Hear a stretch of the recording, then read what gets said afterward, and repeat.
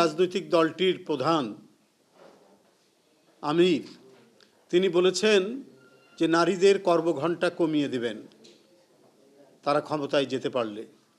আবার আল জাজিরার সাথে এক সাক্ষাৎকারে দেখছি যে তিনি বলছেন না এই ধরনের কথা আমরা বলিনি, আমি অন্যভাবে বলেছি। এই যে দ্বিচারিতা এটি বিস্মিত করছে, এটা জনগণের মধ্যে এক ধরনের সংশয় তৈরি করছে, মানুষকে বিভ্রান্তি তৈরি করছে। এখানে কর্মক্ষেত্রে বিশেষ করে যে সেক্টরে নারীর সংখ্যা বেশি, প্রায় 50%, বিশেষ করে গার্মেন্টস সেক্টরে, তাদের প্রথম কথাই যদি ঠিক থাকে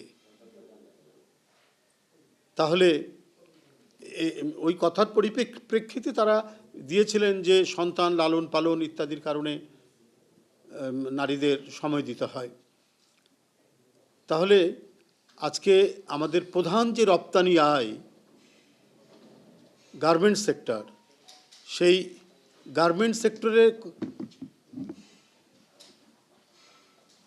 নারীরা নিয়োজিত রয়েছেন প্রায় 50%।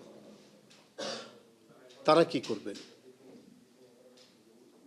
তারা কিভাবে এই সেক্টরে যে অবদান রাখছেন, পরিশ্রম করে এই সেক্টরকে এমন একটি ভায়াবল করেছেন যে আমাদের একটা বিপুল রপ্তানি আয় হয় এই সেক্টর দিয়ে। আর সন্তান লালন পালনের দায় কি শুধুমাত্র আজকের এই যুগে শুধুমাত্র কি মায়ের? নারীদের, পুরুষ মানুষের দায়িত্ব তারা শুধু বাহিরে কাজের মধ্যেই থাকবেন, আর নারীরা কাজ করতে আসলে যতটুকু কাজ করবেন। এই কারণে তারা বলছেন কর্মঘণ্টা কমিয়ে দেবেন, আর কারণ তাদের সন্তান লালন পালন করতে হয়। সন্তান লালন পালনে কি পুরুষের কোনো দায়িত্ব নেই? পুরুষ কি সেই দায়িত্ব কিছু শেয়ার করতে পারে না? সভ্যতার এই যুগে সমাজ প্রগতি যখন এগিয়ে যাচ্ছে, তখন এই কথা বলে আপনারা এই সমাজটাকে কোথায় নিয়ে যেতে চান? কোন পর্যায়ে নিয়ে যেতে চান? আবার এখন তাদের আমির বলছেন যে না, এই কথা আমি বলিনি। আল জাজিরা সুস্পষ্টভাবে এখানে এসেছেন।